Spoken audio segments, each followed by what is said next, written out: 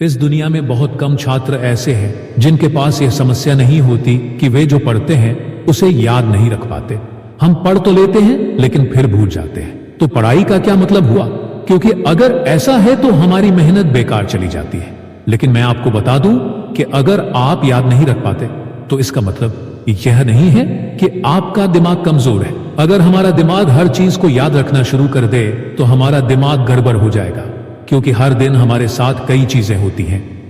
हमारा मुख्य विषय यह है कि हम जो कैसे याद रखें। अगर आपको इसका समाधान मिल जाता है तो आपका समय भी बचेगा और आपके परिणाम भी बेहतर होंगे।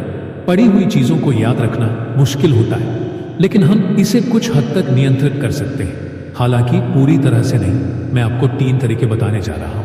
अगर आप YouTube या Google पर सर्च करेंगे तो आपको कई तरीके मिलेंगे, लेकिन जो टिप्स मैं आपको बताने जा रहा हूं वे मेरे निजी अनुभव और गहन शोध पर आधारित हैं। यकीन मानिए, ये टिप्स इतने उपयोगी हैं कि आपका समय भी बचेगा और आपके परिणाम भी दोगुने होंगे। पॉइंट: कम पढ़ो लेकिन अच्छा पढ़ो। आपने विल्फ्रेडो पारेटो का नाम सुना होगा, जिन्होंने दुनिया को 80-20 का नियम दिया। यह नियम हर चीज में लागू होता है। इसका मतलब है कि आपकी 20% मेहनत आपके 80% परिणामों में बदल जाती है।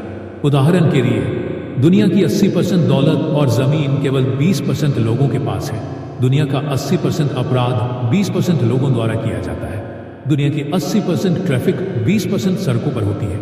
हम अपने 80% समय में केवल 20% कपड़े पहनते हैं।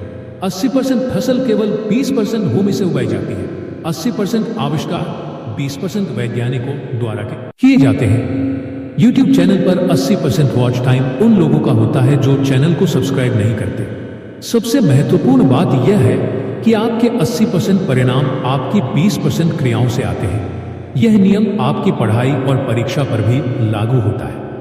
आपके सिलेबस का केवल 20% भाग आपको 80% खा जाना सकता है। इसलिए आपको 20% महत्वपूर्ण टॉपिक्स का चयन करना चाहिए और उन्हें अच्छे से पढ़ना चाहिए।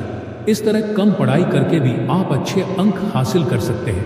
परीक्षा नजदीक है तो आप इस नियम का उपयोग करके अच्छा स्कोर कर सकते हैं। दूसरा पॉइंट: सुबह पढ़ाई करें। यह पॉइंट मेरा सबसे पसंदीदा है, क्योंकि मैंने अपनी अधिकतर पढ़ाई सुबह की है।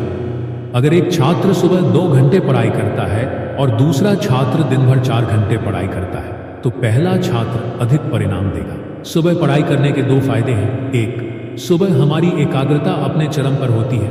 2, सुबह का वातावरण शांत होता है, कोई हमें परेशान नहीं करता। इस शांत माहौल में पढ़ाई करने का आनंद ही कुछ और है। अगर आप सुबह 3 घंटे पूरी फोकस के साथ पढ़ाई करें और दिन भर में आधा घंटा पढ़ाई करें तो वह भी पर्याप्त है। लोग दिन में 8-10 घंटे पढ़ाई करते हैं, लेकिन सुबह 3 घंटे की पढ़ाई उससे भी ज्यादा कारगर हो सकती है।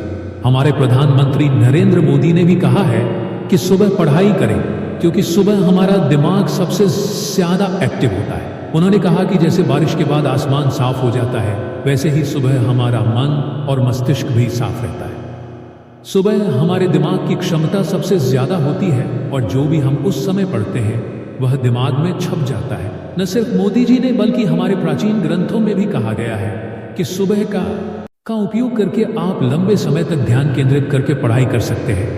आप इस तकनीक का उपयोग अपने काम के लिए भी कर सकते हैं। प्ले स्टोर पर कई ऐप्स भी उपलब्ध हैं जिनसे आप इस तकनीक का लाभ उठा सकते हैं। अब हम अपनी सीख को संक्षेप में समझते हैं। हमारा मुख्य विषय था जो पढ़ते हैं उसे कैसे याद रखें। हमने इस समस्या के 3 समाधान देखे। 1, कम पढ़ो लेकिन अच्छा पढ़ो। 80-20 के नियम को अपनाएं और 20% टॉपिक्स पर फोकस करें जो 80% परिणाम देते हैं। 2, सुबह का समय सबसे प्रभावी होता है। मिलती है जो समय और परिस्थितियों को लेकर शिकायत नहीं करते। अगर आप अभी भी शुरुआत करते हैं तो आप कई लोगों से आगे निकल सकते हैं। शांति से मेहनत करो और अपनी सफलता को शोर मचाने दो।